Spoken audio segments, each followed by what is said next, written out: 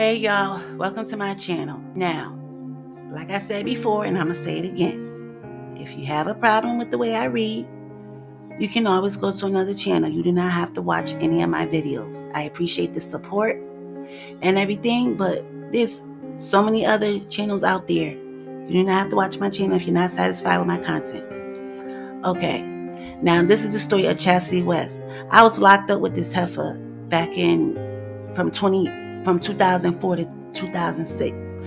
And once I found out what she was in there for, I was just, every time I would see her, something would go through me. She just walks around like, nothing happened. Laughing and joking and talking to folks. I used to be like, how could y'all talk to her knowing what she's in here for? This is the story of Chasity West. On the morning of July 9th, 1998, 7-year-old Jarrell Kyler and his 2-year-old sister, Lindsay Kyler, were asleep in their home on Lavelle Avenue in Windsor, Connecticut, where they resided with their mama, Tammy Kyler, when they were abruptly, viciously attacked by 2 masked intruders. Although seriously injured, Lindsay would survive the attack. Tragically, Jarrell succumbed to his injury.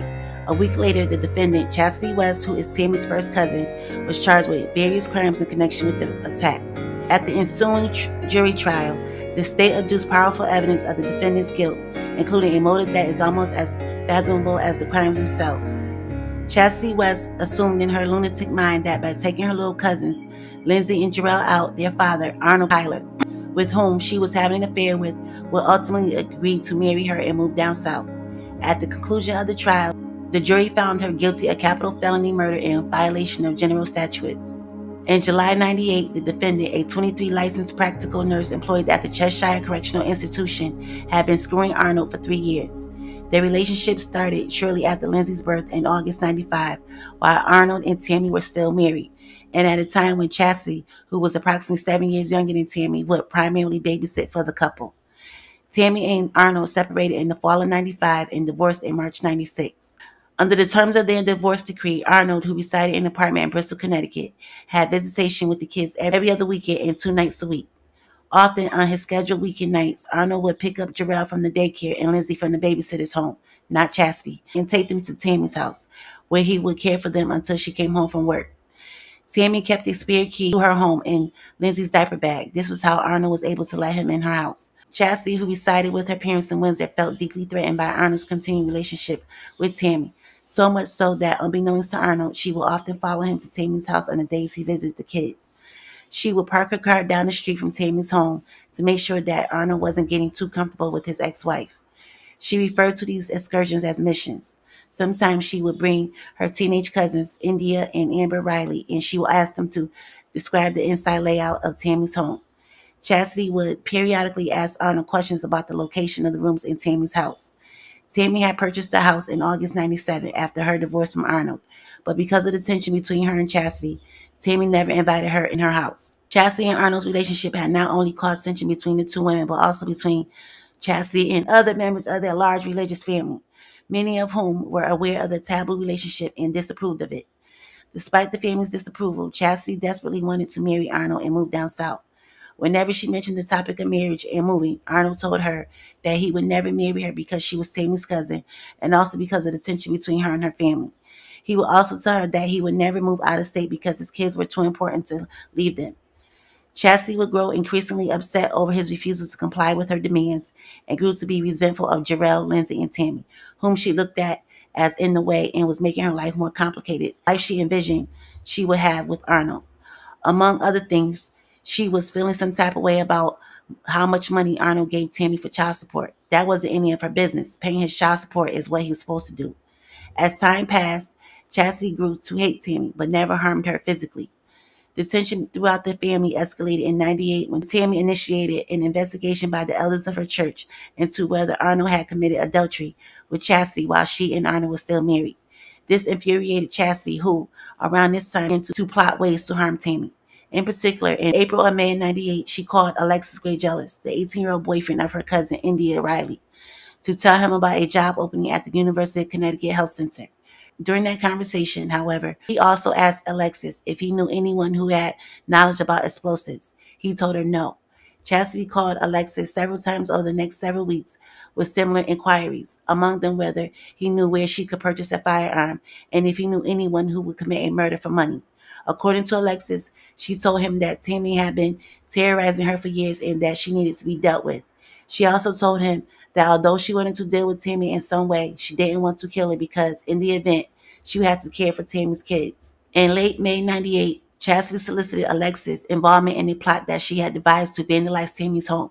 She offered to pay Alexis $4,000 if he would enter Tammy's house with her and restrain Tammy while she vandalized the home. Alexis agreed. His understanding was that it was going to be a vandalism scare tactic to scare Tammy, nothing more than just mess up the house. In furtherance of the plan, on June 7, '98, Chastity and Alexis went to a department store in East Hartford and purchased a flashlight and two pairs of navy blue coveralls for use in the robbery. Several days later, on June 11, she asked her cousin, Amber Riley, to go with her to their grandmother's house to see if Tammy's house keys were in Lindsay's diaper bag. Chastity later told Alexis that she was able to get the key out the bag and make a copy of it.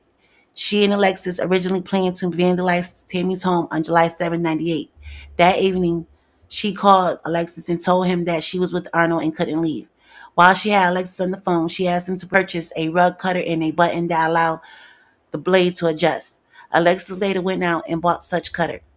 The following evening, on July 8th, she and Alexis spoke on the phone and said that they would go forward with the plan that night. She further indicated that she would call Alexis when he was ready to leave his house to meet her. That same evening, she arrived at Arnold's apartment in Bristol at approximately 8 p.m. After spending the evening there, she left at approximately 12:30 a.m. and between 12:30 and 1:10 a.m. She called Alexis 6 times on her cell phone while driving from Bristol to Windsor to meet him. During one of the calls, she told him not to forget the coveralls, the cutter, and the flashlight. She also told him to bring an empty container, such as a soda bottle.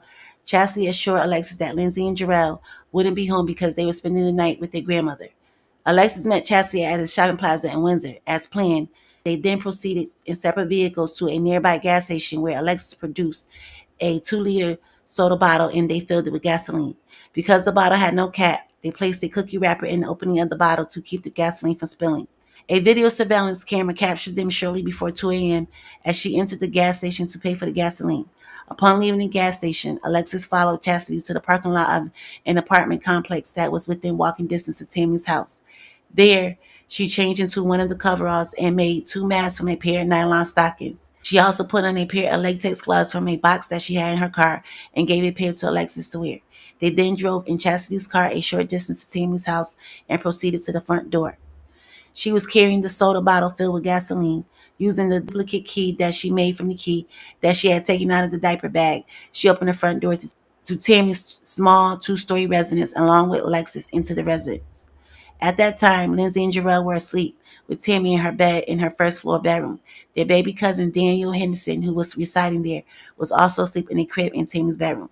Tammy was awakened by a noise from the front door of the house and got up to investigate. As she approached the front door, she observed 2 people standing in the foyer, dressed in identical clothing and wearing nylon stocking masks over their heads. Tammy turned to run, but Alexis overtook her, tackled, and pinned her down to the floor. Placing a hand over her mouth, he told her to be quiet and that no one would get hurt. Chastity, meanwhile, headed straight for Jarrell and Lindsay's bedrooms on the second floor. Finding them unoccupied, she immediately returned to the first floor, entered Tammy's bedroom, and closed the door. Shortly after, Tammy heard Lindsay crying, and Jarrell asked, "What are you doing?" Upon hearing their voices, Tammy desperately tried to free herself from Alexis's hold. In doing so, she managed to pull off one of the gloves that he was wearing and wristwatch. At some point during the struggle, Alexis removed his hand from Tammy's mouth long enough to hear her plead with him not to hurt her children. Realizing then that the kids were in the home and not at their grandmother's house as Chastity had assured him they would be, Alexis immediately released Tammy, yelled to Chastity that he was leaving, and ran out of the house. Chastity followed a few moments later, leaving the gasoline-filled soda bottle on a nightstand in Tammy's bedroom. A scene of unimaginable horror awaited Tammy in her bedroom. Lindsay was standing just inside the door with blood pouring from her wound above her wrist. Tammy picked her up and ran upstairs to retrieve a towel for the wound. Upon returning to the bedroom, she called Jarrell, who at first appeared to be asleep. When he didn't respond, she reached for him, turned him over, and observed a deep gash in his neck. Tammy then dialed 911 and pleaded with the operator to send help immediately, explaining that 2 men had broken into her house and attacked her and her kids. She told the operator that she feared that her son was deceased and that they had almost decapitated him. The first ambulance to arrive on the scene at 2:39 a.m. and transported Jarrell to Hartford Hospital, where he was pronounced deceased at 2:58 a.m. In addition to the laceration in his neck and right forearms and immediately above his wrist, Tammy's infant nephew, Daniel Henderson, wasn't harmed.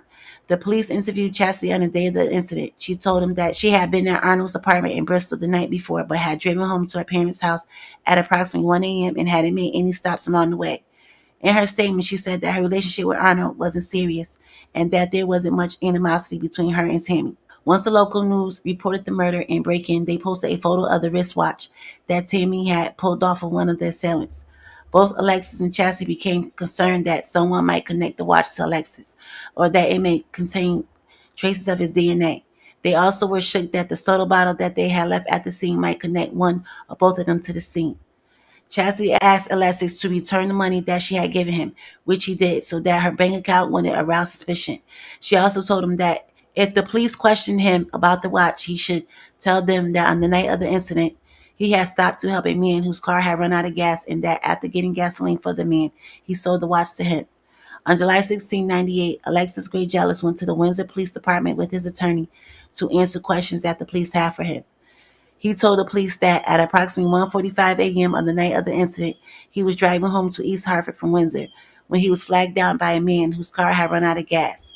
He told the police that at a man's request, he went to a nearby gas station to purchase gasoline, and while at the station, he ran into Chasity. He further explained that after he had filled an empty soda bottle with gasoline, Chasity gave him a cookie wrapper to put in the opening of the bottle to keep from spilling. Consistent with the story that Chasity had concocted, Alexis told the police that when he returned with the gasoline, the man bought his watch for $150. After hearing Alexis' story, the police suspected that Chasity hadn't been truthful with them and requested another interview with her. She arrived at the police station at approximately 12:20 a.m. on July 17, 1998, where she was interviewed by Detective James McGlynn of the Connecticut State Police and Sergeant Mark Francis of the Windsor Police Department. They asked her to recollect everything she had done on July 8th and 9th. From the beginning of the interview, she was evasive and repeatedly changed her answers. Finally, Mark Francis showed her 3 photos of Jarrell that were taken at the time of his autopsy and told her that he did not believe that she was telling the truth. He also stated that it was time for her to do so. Chasity placed her face in her hands and asked herself what had she done. After her confession to the murder, she sobbed and stared vacantly at the wall. When McGlynn asked her whether she needed anything, she replied, "Just shoot me. I do not want to go to jail." The detective then left the room to get her a glass of water and a tissue. While in the hallway, he consulted with a superior officer, and they decided that Chasity would be arrested and read her Miranda rights.